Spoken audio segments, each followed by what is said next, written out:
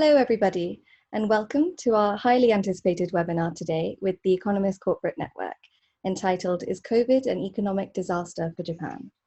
My name is Sarah Backley, and I've been Associate Director at the Chamber since late January, earlier this year. Over the past few months, since our hold on face-to-face events began, we've been regularly providing and updating relevant information and developments on our website, also our weekly newsletter that goes out every Friday, and finally using this digital platform of webinars. If you are unable to attend any of the past webinars, or even if you did and you'd like to revisit them, I strongly encourage you to check out our past webinars on the Resource Center on our website and also on our podcast channel, where most of the recordings can be found. This today is our 14th webinar, but just before we get started, I'd like to also bring your attention to one that we're holding tomorrow. We'll be welcoming 5 cross-sector panelists to highlight the key considerations that we should be aware of when making the switch from teleworking back to office working. All BCCJ members would have received an email about this event this morning, but as I said, the event can be found on our website, so please do take a look. On to today's event. In collaboration with the Economist Corporate Network, we'll be hearing about the impact of COVID-19 on business and the economy, largely focusing on Japan's economy and what the government of Japan's response to the outbreak has been. They'll be talking us through the challenges as well as what opportunities there are for Japan's economy now and also in the future. To do this, I'd like to welcome and pass on to Naomi Davies, Economic Counsellor at the British Embassy, Tokyo, who'll be moderating today's session. And she'll also be introducing our 2 guest speakers. Thank you, Naomi. Thank you, Sarah. Thank you for that introduction. So, like all the other webinars that Sarah has mentioned, this webinar is also going to be posted online. There will also be some slides that are given as part of this webinar, and anyone who would like to see them, please get in contact with Tak or Dimitry after the webinar to request a copy of them. The opinions that are expressed here are personal unless otherwise stated. We have, I think, about an hour for this webinar, but that will depend on how many questions you ask. So please do ask plenty. And please do use the Q&A button on your screen to ask questions. Please don't use the chat function. So just as a quick outline of how this is going to work, I'm going to give a couple of short introductions on Tak and Dimitry, followed by a presentation by Tak. After that, I will moderate a discussion between Tak and Dimitry and then open it up to any Q&A. So, on to the introductions. I will start with Tak, who'll be doing the presentation. Tak started his career working for Goldman Sachs as an investment banker in 1997, so he's had plenty of crisis experience since then. Prior to his current role in the Economist Corporate Network, but after completing his MBA, he ran his own company for 7 years. He found this to be a real eye-opener in terms of the suffering that startups and entrepreneurs experience, with all the concerns about potentially running out of money while having people depend on you for their livelihoods.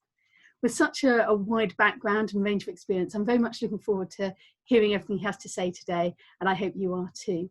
Our second speaker is Dimitry, who started his career at one of the biggest Russian news agencies covering Japan and Asia.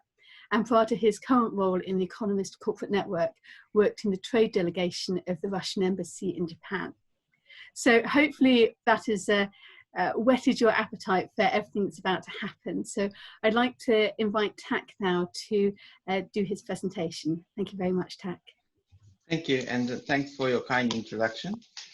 Great. So, my presentation is in 3 parts. I'd like to talk about what has happened to Japan so far. So I talk about the events of the COVID-19 crisis, what we went through, and the second part we talk about the current my personal assessment of Japanese economy, what we know, what we don't know, and what are the government policies, reaction, etc.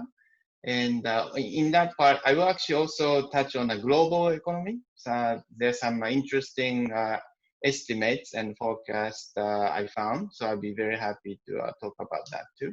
In the last part, I like to talk about the future. So there's a theory that Japan could use that as a kind of a catalyst. Japan could turn this into a good crisis, at least in the medium to long term. So I think there are a few, and I'd be very happy to hear how you feel about this. You could be pessimistic on Japan, you can be optimistic on Japan, but I'd be very happy to hear your views. So obviously my presentation covers only so much, but I'd be very happy to answer any questions, any topics, any topics you feel I could answer. I would try to answer. Good. So without further ado, let me start. Let me share my presentation.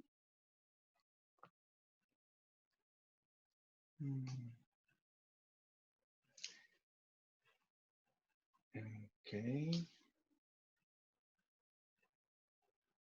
Right. Okay, good. And I aim to finish my presentation in 20 minutes so that we have plenty of opportunity to have a discussion. There is a Q&A box either at the top or at the bottom of your screen. So you are very much encouraged to put in your questions while I present. Good. So is COVID an economic disaster for Japan? Well, the answer is it can be. I think one benchmark is if the Japanese economy would do worse or better than the Lehman shock. So Japanese economy contracted by 6% in 2009. So maybe if Japan managed to do less badly than the Lehman shock, I probably that would count as Japan having avoided economic disaster. Or if it goes above that, well, that's going to be the worst economic recession since World War II. So I think that's on that measure. I still do think there's still a chance that Japan could avoid Lehman shock size economic disaster when economy shrank by 6%, unemployment went up to 5.5%. So I think there's still a chance, but as you must be feeling around you, there's so much uncertainty around us. But hopefully my presentation would help you, at least resolve some of the uncertainties. So as I mentioned earlier, so I will look at, first we will look at what happened to Japan in the last 2 months. So, well, this is a chart with bars. So you can guess what this is. So this is a number of deaths confirmed to be from COVID-19 in Japan. So you do see that the first death was around here in mid-February. So a few blips you see just before March is primarily a princess. Diamond Princess, and then there was no more death. So Japan thought this was kind of over, but then it started to get more serious. And so the next chart I have, it actually gives you all the time series events Japan kind of went through. So Japan, one kind of takeaway, I think. So I'd be happy to send you the presentation so that you can take a better look at it later. But one point I like to point out is Japan actually had a pretty long lead until crisis got serious. So I mean, we can debate when the crisis got serious, but I would say it got serious.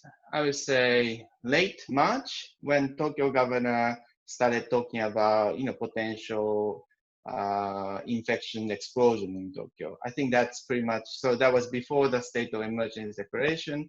So late March was a time people started talking about, okay, Tokyo might become New York, in 2 or 3 weeks time.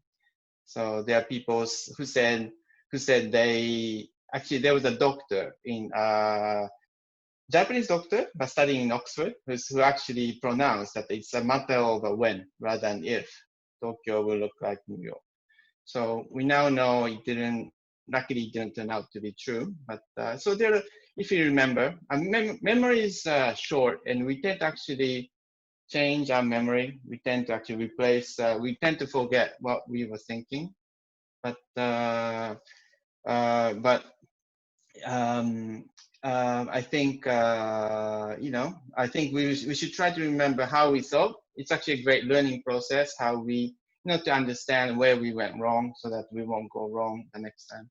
So one message is, the first thing is that Japanese government actually got a hint of what could be happening in Japan when they saw the first case, and then Diamond Princess was a big shock. And then late February, we had actually very explicit alarm. Basically, Prime Minister suddenly requested to close schools. It was a request, actually. And there was no, Prime Minister Abe had no legal authority to actually close school, but he requested, and the rest of Japan more or less complied. Well, there were a lot of worried parents who were wanting some kind of guidance there. So and then we also had another explicit alarm. So there was a declaration of emergency in Hokkaido. Again, there was no legal basis, but the governor sent the alarm anyway, and the Hokkaido went into a state of emergency. And but I think until this point, I think the rest of the world thought it was just an Asian thing. So I still remember seeing a lot of funny stories. I mean, stories being made into funny stories in a lot of political comedies we see. So, but I think the beginning of March, I think things started to get serious. So these red, those incidents in red are basically what's happening outside the world. So I think mid-March, death toll reached 1,000, and WHO declared pandemic. It reached 1,000 in US late March, and pretty much end of March, it reached 1,000 in UK. So I think this is a time when things got serious in the rest of the world, and the world really wake up to the reality of pandemic. So Japan went into the state of emergency declaration April 7th, and I think we now know that the peak of infection was arriving late April. So there's a lot of people debating how instrumental that state of emergency was. And I think that scientists are trying to work out, what actually helped prevent the crisis, what actually prevented Tokyo from becoming New York.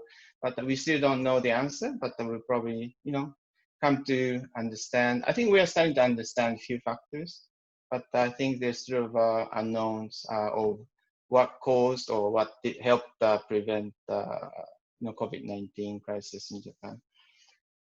Okay, so one important statistic. So I was furiously trying to argue against the people who were declaring that Tokyo is going to be like New York.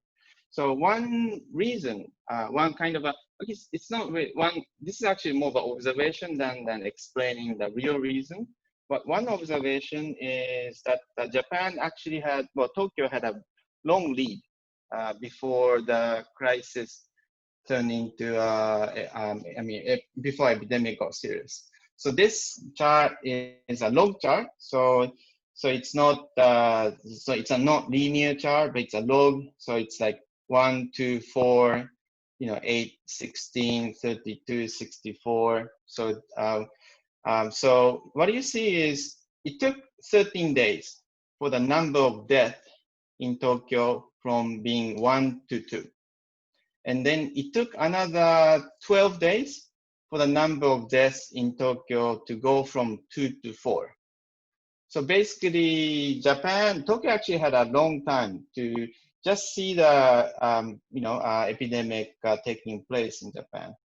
So whereas in New York, as you can see from this chart, New York actually started from 2 on, I think it was late February, but so there was 2 deaths in New York.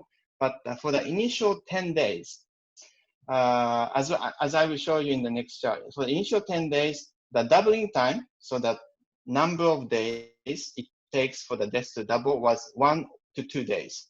So for the first 10 days in New York, deaths doubled every day or every second day. And for the second 20 days, deaths doubled every 3 to 4 days.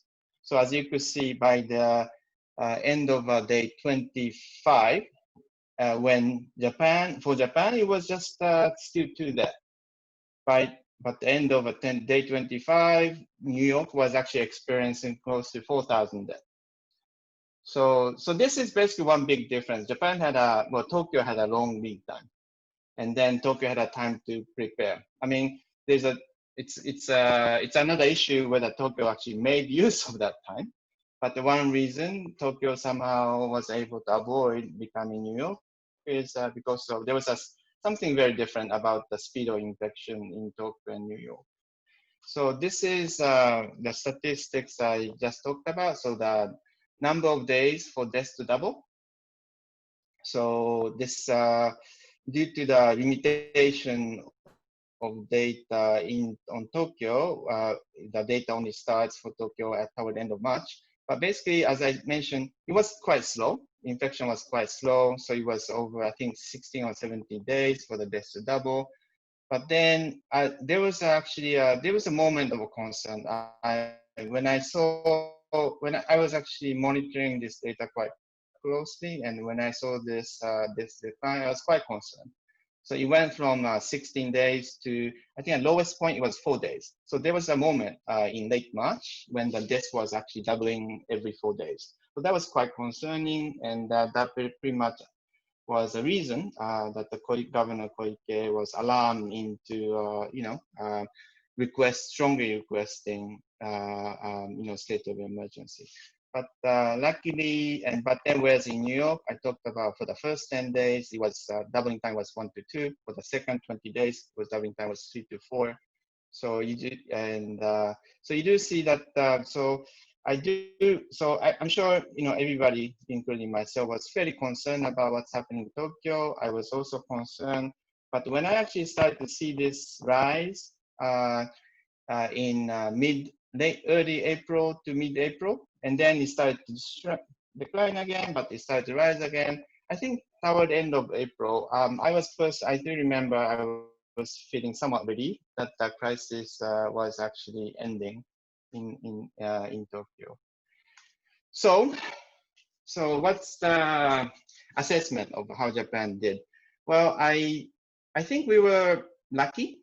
Japan was lucky, and I don't think Japanese government did anything extraordinarily well to help contain the crisis.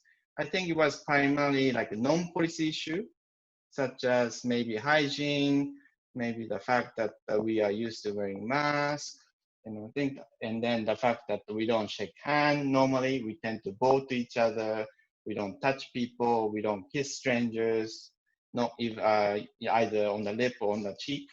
So I think all these issues, kind of more cultural or habitual issue, prevented Japan from turning itself into a crisis. So then it's more of a cultural thing, and so the fact that we tend to see more death in Europe. This is a table comparing, fatalities, infection rate, fatality rate, number of fatality per 100,000. It's I think has less to do with so whatever these numbers say, has less to do with policies, but more to do with habits. Although maybe Slovakia, I think Slovakia is becoming kind of famous for having the lowest number rate fatality in Europe.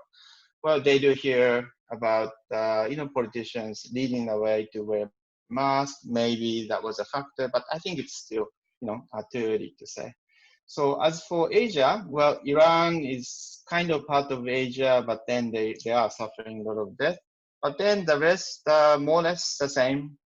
So Japan sits between Philippines and Indonesia. So no disrespect to Philippines and Indonesia, but Japan do have a pretty high level of health facilities, all population healthcare.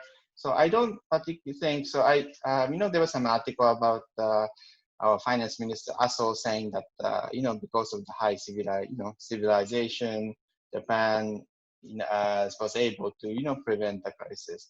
Now, I think he's wrong. I think it was just something more basic cultural thing, which played into the whole of Asia being more of a spared the despair we were seeing in Europe.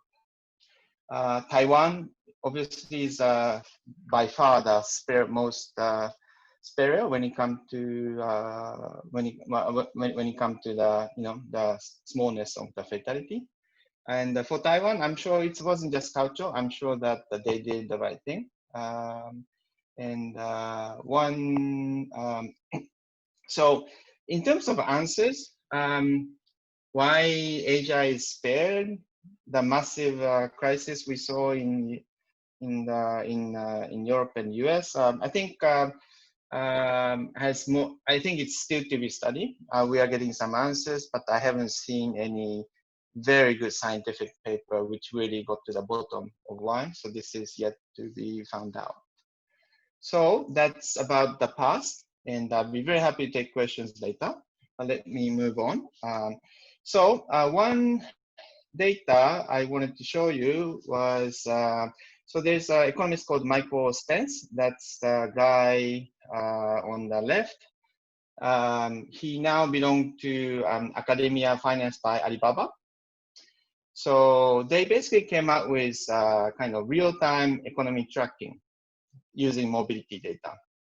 So it's pretty easy, as you could see on the chart on the right. So they just more or less plot the GDP growth to the mobility. So and then so this is the data from January March quarter of GDP. That's on a horizontal line. And the mobility, the loss of mobility is,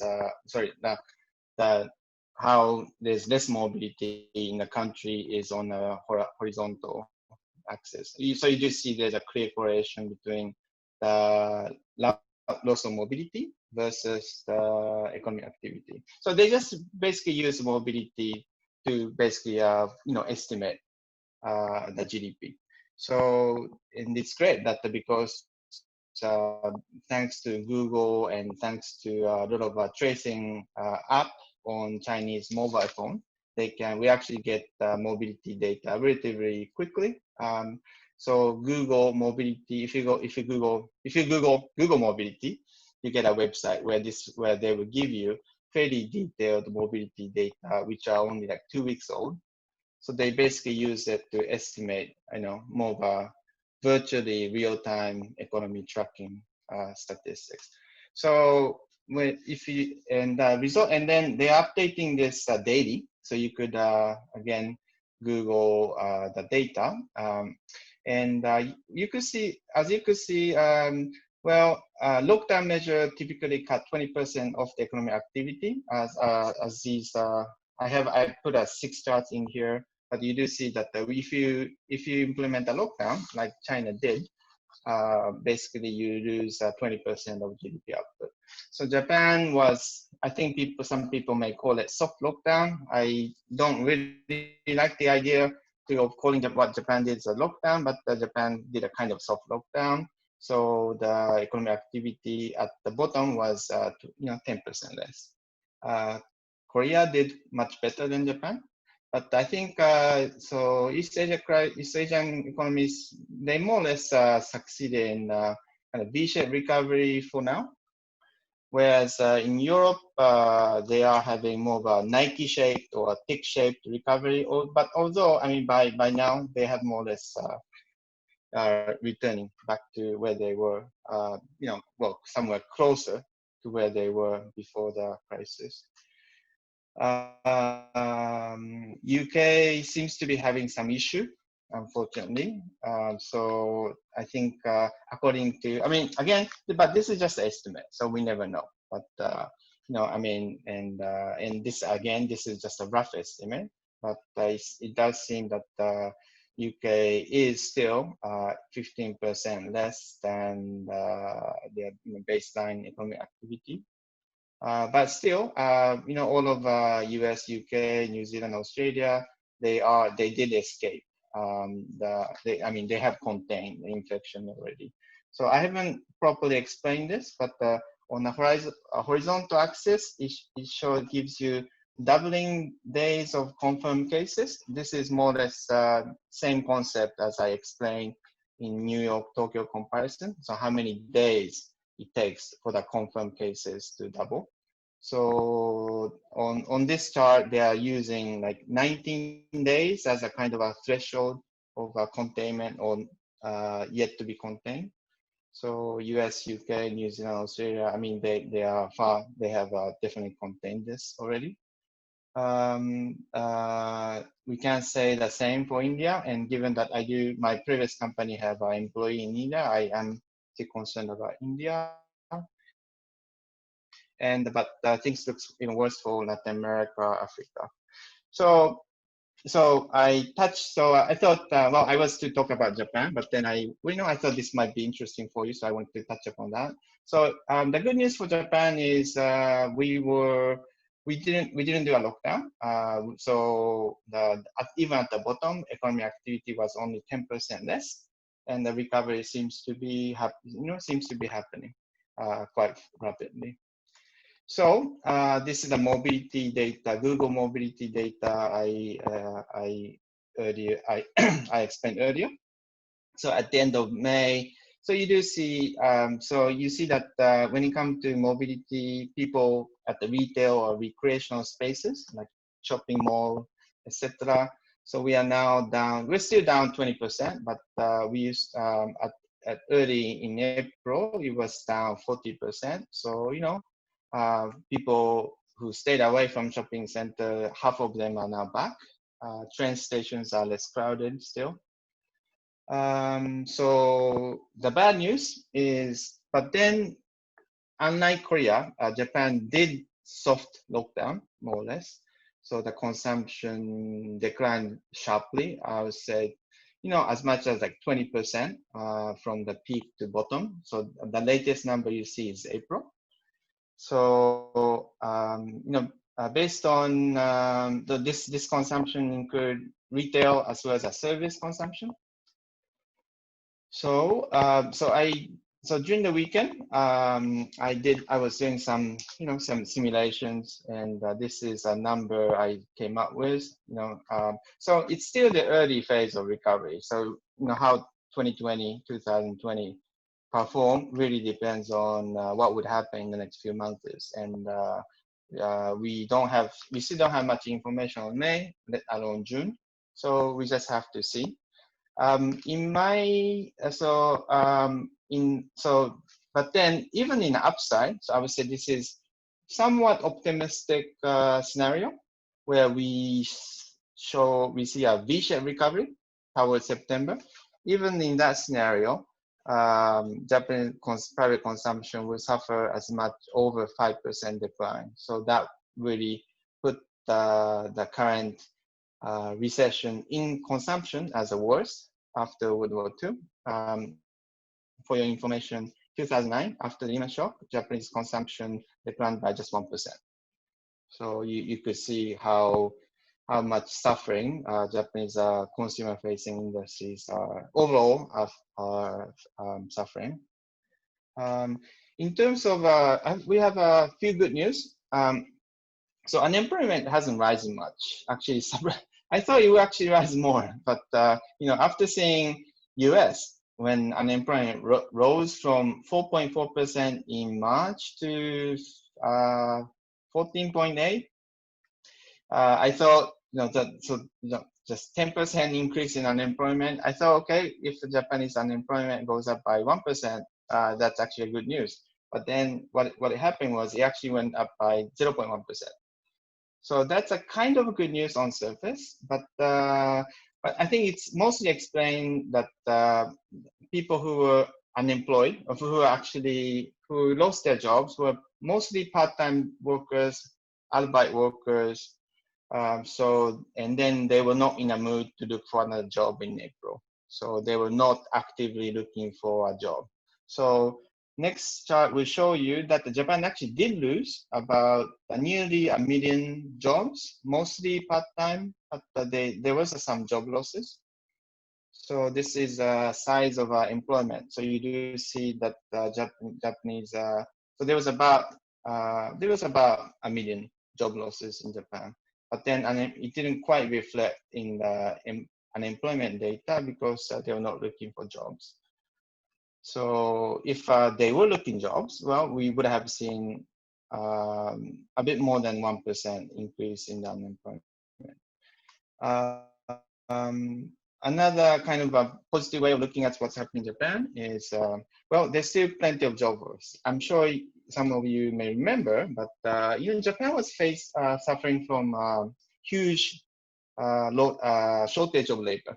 You know, Japan has been, employers have been complaining that they can't find the people they want, you know, and some economists said, why don't you raise wages?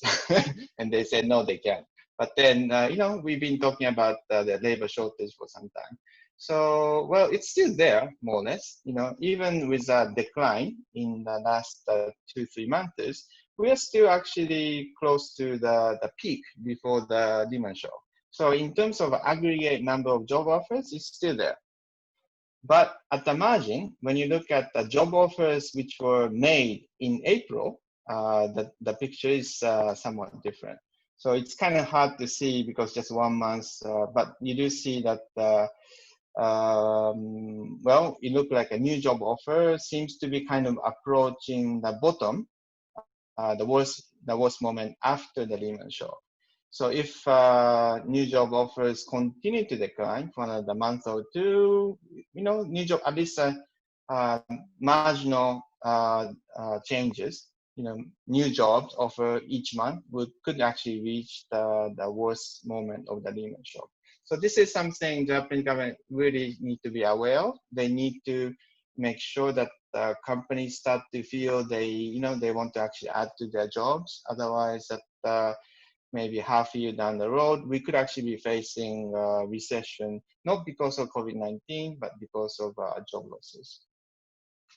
So that's GDP number of EIU. So this is not my personal forecast, but for the forecast of the company I now represent, Economist Intelligence Unit.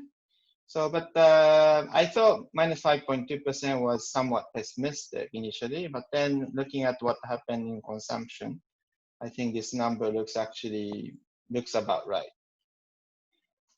So some fiscal stimulus. I think Naomi had some question on fiscal stimulus in the question she gave to me before this. So probably I will get asked, so we can return to this page later. But one takeaway is that I think numbers you may have seen on newspaper. If you look closely, there's less than meet the eye. So they're talking about like 100 trillion packages. That's like 20% of GDP.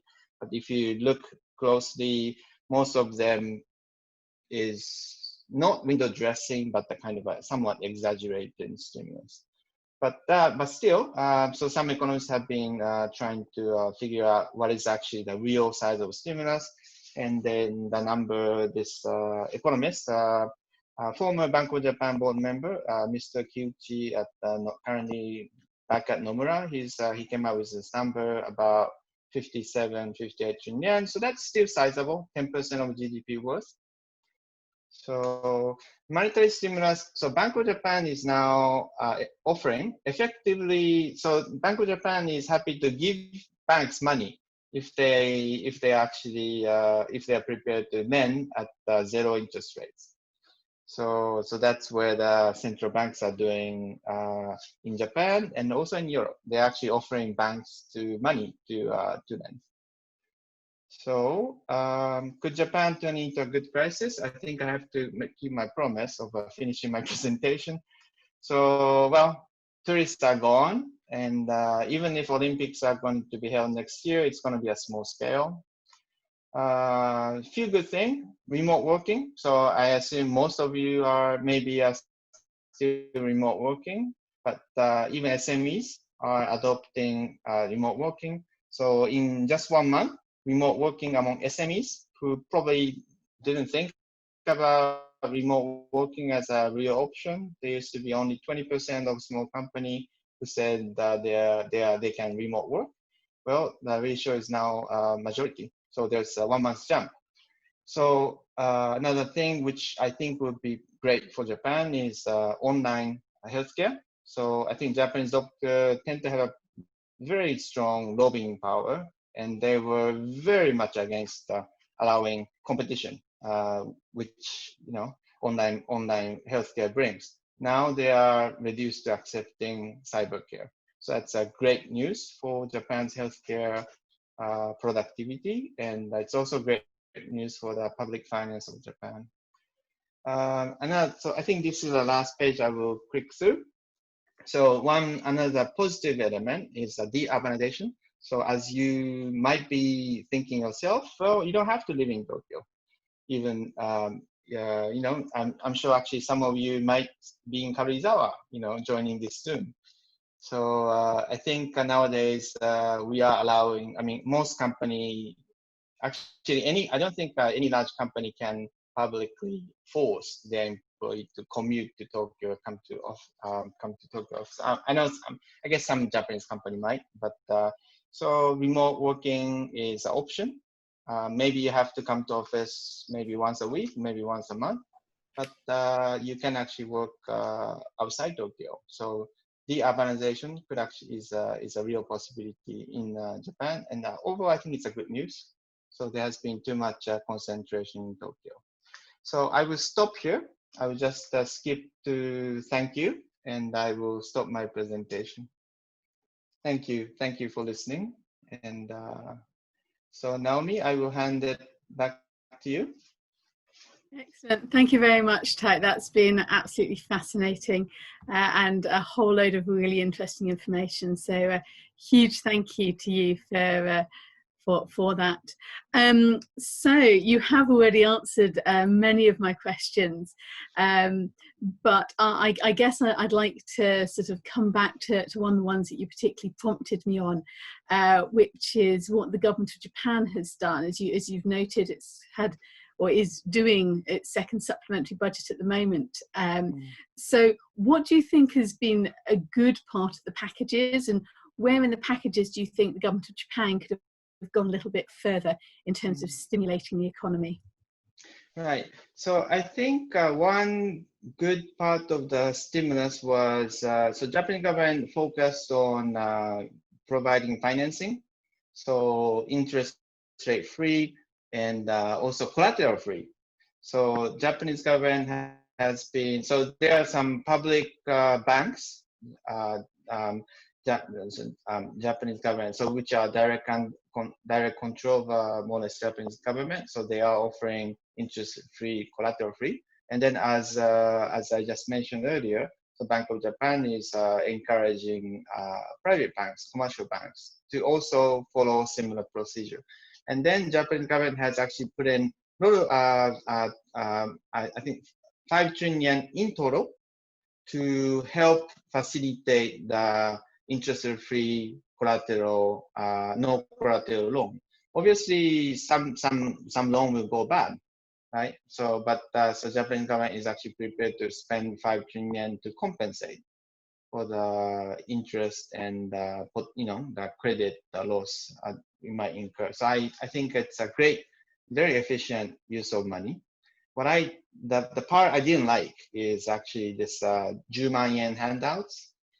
I think some of you are already enjoying it, but well, I think this is a controversial issue. But people who really need that 10 man yen or 100,000 yen are actually they need more.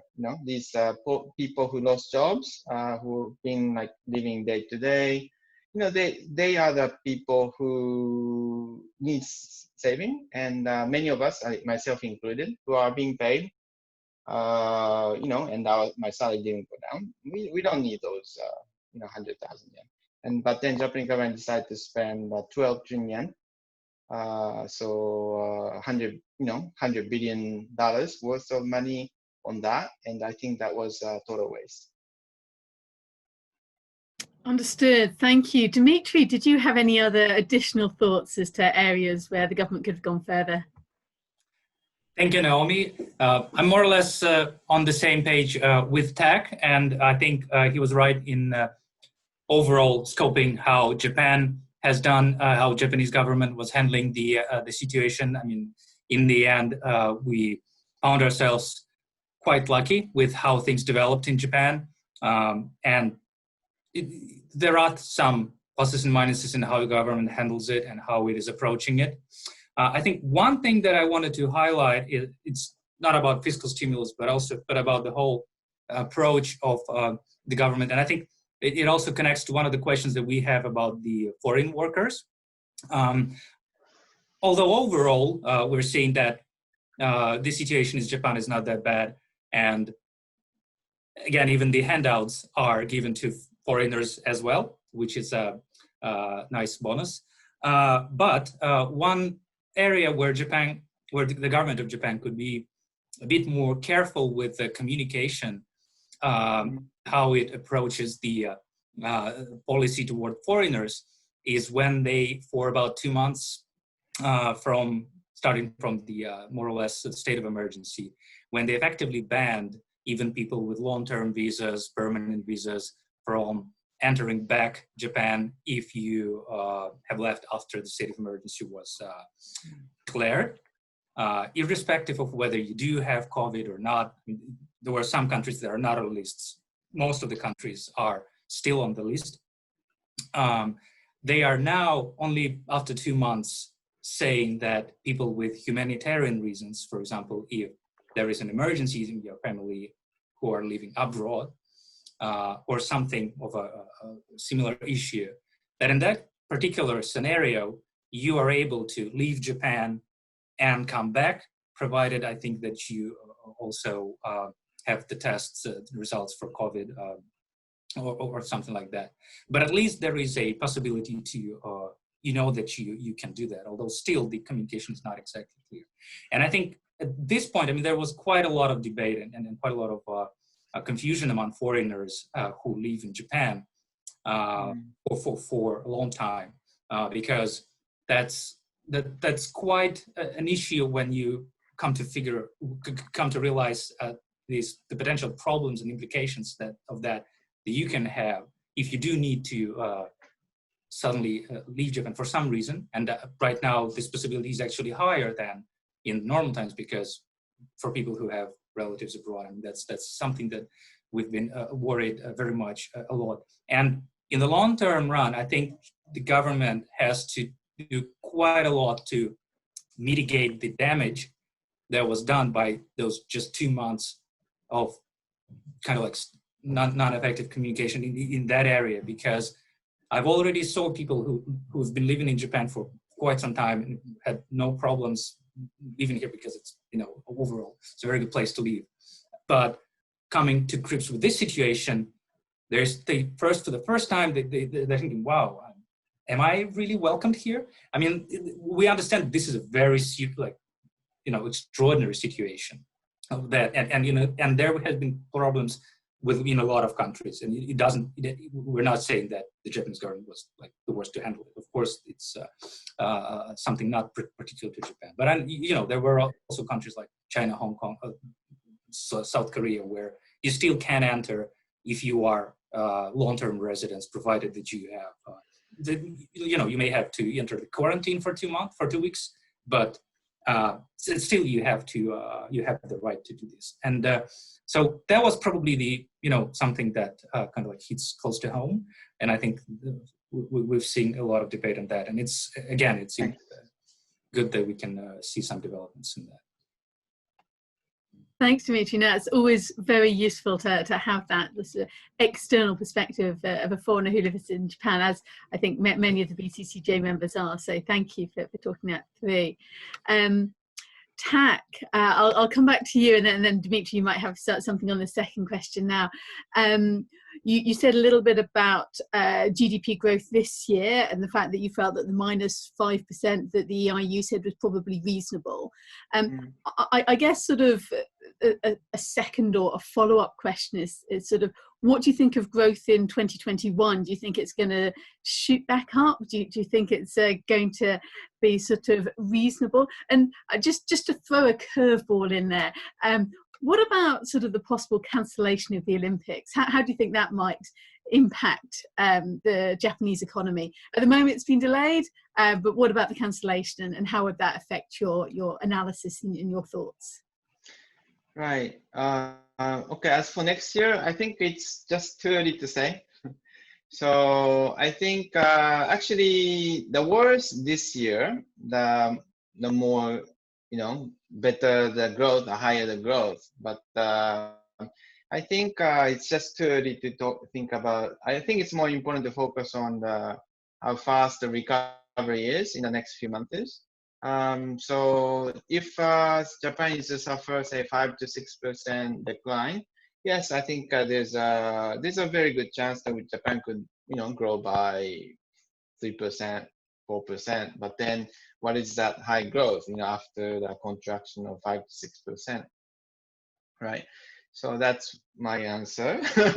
And the second question, Olympic, I think the economic effect of Olympic is exaggerated. And I think there has been a lot of good analysis on the economic effect of Olympic. It used to come 2 years in advance to the Olympic. So, and because most of the stimulus comes from investment, constructions, well, Japan has all done that, right? So, and then I also know that for London had Olympic, right? And then did that actually increase tourism in London? I think that actually is, answer is actually no. So I do know from statistics on that summer of the London Olympic, the number of tourists to London actually declined, because the people who would have otherwise gone to London actually stayed away. So in Japan could have actually seen the same. So I actually do not feel cancellation of Olympic is any major loss of growth. Understood. Thank you. That's a really interesting answer. Just before I come to Dimitry to ask him if he's got any additional thoughts, just more widely to everyone, if you have any Q&A, please do send them in. We will work our way through them. And thank you to all of those who have sent in Q&A so far. So Dimitry, any thoughts on GDP growth for next year and the impact of the cancellation of the Olympics if it were to happen? Right. Yeah, I'm on the same page with talk about the GDP growth. I think, of course, it's very, very likely that we'll see growth next year, but the rate and how fast we will get back to there and grow above after 5% shock. I mean, that's still very much a question. Whether the Olympics will give that big of a difference, probably again. That's not an issue. But on the other hand, the international tourism boom overall, I mean, the fact that Japan is not seeing any tourists right now, international tourist visitors, it's basically literally zero. That alone is it has quite a lot of impact because overall, if you see the spending of international tourists, for example, last year, it was close to 1% of GDP. That's not that huge, right? But still, that's already quite a lot of, that's a lot of jobs lost. And with international tourism, the problem is that we most likely will not see growth. We will not see a rebound for at least a year or two, because as we, overall globally, there is an assumption. I mean, all of the air companies, everyone is more or less forecasting that air traffic is not going back until at least 2 years ahead, until at least to 2030 even, which is, that's not the biggest industry for Japan, but that's quite a sizable hit, which will need somehow to be adjusted and mitigated. Understood. Thank you. That's a fascinating answer. Now, I know that neither of you are virologists, but we have had a question come in on what the likelihood of a second wave of COVID-19 hitting Japan this year is. If either of you would like to hazard a guess, Tak, would you like to hazard a guess first on this? Sure. No, it's an easy question to answer, I would say. Well, I don't think second wave would actually come in a sense that the second wave, in a sense that the wave comparable to the first wave, it's never going to come. I think everywhere around the world, people are very alert, and so when we see some little wave, we know our government will come hard to contain it. So in that sense, second wave is unlikely. Having said that, obviously we should never say never. So we can talk about, some people can talk about mutation. So people, if we have a certain strain, which like immunity from COVID-19 doesn't help you, then obviously it's a different issue. But still, I think even then, I think we are actually prepared to see another kind of strain. So if people then I think all disease have to be, there must be a transmission, right? So, and then I think we are learning how to basically cut off the transmission. So I'm not that worried about second wave. It's more of an issue of what should be the most efficient way of preventing epidemics, and lockdown definitely is not the efficient way of preventing the disease. Understood. No, thank you. That's very, very helpful to hear. Dimitry, anything you'd like to add on that? Yeah, I think that, of course, Tech is right on saying that we do know now a lot better how to mitigate it, how to deal with the pandemic and cut the transmission. There is still, the biggest question here is the question of long-term immunity, which, as far as I know, I mean, again, I'm not the virologist, but as far as I know, the question is not resolved yet. So we don't know whether we actually have the long-term immunity, longer than a few months from COVID. So, which has a question, leads us to the question of whether the vaccine is actually available, could be done, when it could be done. And at least until we have a vaccine, or we know that long-term immunity and herd immunity is actually working, we cannot rule out second or third infection waves, which would probably be less deadly, and overall we're a lot better prepared now.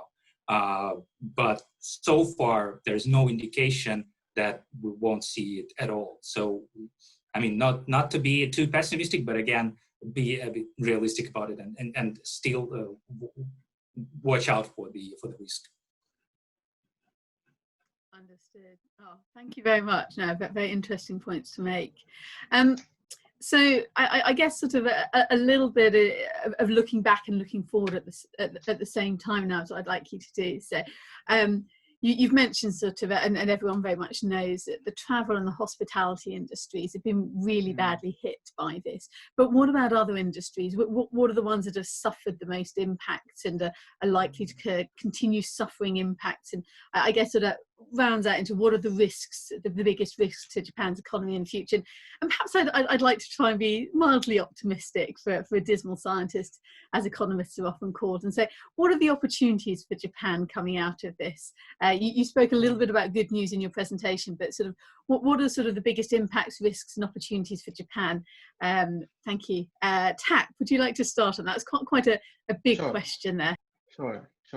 I think when it comes to the changes COVID-19 is bringing to the world, not just Japan, I think what we tend to see is it actually only accelerate what has been happening before the crisis. So I think the shift from like offline to online, so companies who have been relying on offline face-to-face marketing, I think they do need to realize that doing just only offline is probably not the way forward. I mean, it depends on the business, but I think automobile. I think we were talking about the demise of traditional automobile industry, like car makers. I think mobility was becoming a service rather than hardware. So I think this trend only accelerates what has been happening.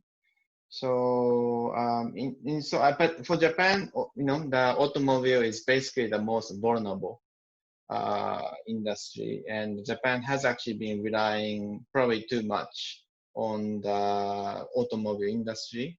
So I think how exports progresses, how much kind of loss of export we will start to see in the traditional strength of Japan automobile, and I think that would be an issue. One interesting thing, so I'm not going to talk about this in length, but I think South Korea seems to be kind of interesting. So I need to look into numbers here, but the South Korea seems to be switching to healthcare equipment exports. So I think that there must be a way. So one of our clients who have been actually manufacturing for automobile parts, they're kind of switching to produce healthcare. So there are ways a company can reinvent themselves to face the challenges. Thank you. No, that's fascinating. Yes, reinvention, absolutely. That's what all businesses often need to be doing a lot of the time. Dimitry, anything you'd like to add on that very big question that I just asked? Well, I think the main point for Japan would be acceptance of teleworking and overall this acceptance of change. We now see that you don't have anything to be prepared. I mean, it was a very, very sudden crisis, and we had to adapt, and we had to introduce a lot of changes, and in a lot of areas and ways they work. And people see now that you can experiment more, and such things that were unthinkable even half a year ago. A lot of things were unthinkable of being done remotely. Now you know that it can be done in Japan, it can be done anywhere, and this should give a lot more in terms of how companies are, the business is approaching this. New ideas, new possibilities in a kind of a conservative environment, how Japan was viewed previously. So, if we see change there, I think that could be some major opportunities for Japan, also in digitalization. So, there are quite a lot of opportunities during this integrated crisis. I do agree with that. Thank you. We are closing in on our hour, and my apologies to those of you who've asked questions in the Q&A that we haven't been able to get to yet. I'd like to give both Dimitry and then Tak sort of the opportunity to make a few final closing comments, perhaps to also look at Japan's position as an outward-looking economy, but also an oil importer. That's sort of been going on in the background of everything else as well. So just useful to hear your thoughts on that sort of perspective as well. But also Japan continues to be a significant trader, exporter and importer. To what extent is it being driven by other countries, and to what extent is it able to set its own policy goals? So yeah, as we're closing in, if you can keep it short, I know I've given you a huge amount to cover in that time. But any closing comments, any closing thoughts, we much appreciate. Thank you. So I actually do see a number of questions I didn't get to answer. I'm sorry. But if you actually send emails to me with questions, I would definitely come back to all of the questions. So this is a commitment I'm making. So as for the oil, I think it's a mixed bag. So sudden fall in the oil, this could actually create a financial strain on many companies, including many Middle Eastern countries. And that in turn could create a kind of financial shock. So that could actually be a bad news. So I definitely say fall in oil price is not all good news. But on the other hand, obviously Japan is a huge oil importer, energy user. So I think that's definitely a plus for Japanese economy.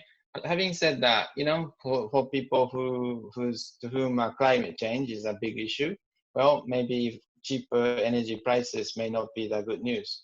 So it's a lot of a mixed issue there. Understood. Thank you, Dimitry. Any final closing thoughts or comments from you? Sure.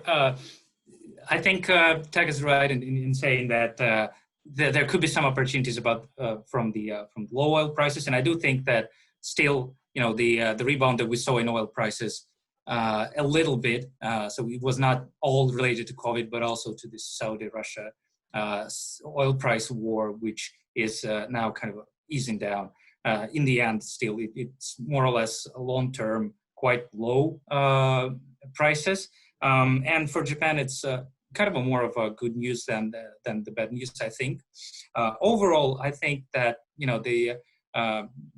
it's a very difficult period of time for everyone. It's even though Japan is thankfully doing quite well, and we are in a better position here. Still, we need to be resilient. We need to watch out for the risks. And on the other hand, look for opportunities, which are actually, as I just talked about, plenty of. So I hope that we will be able to figure them out and work on them. Thank you, Dimitry. Thank you both for your time, your expertise, and sharing your knowledge and experiences with us all today during this webinar. Thank you, Naomi. Thank you. You're welcome.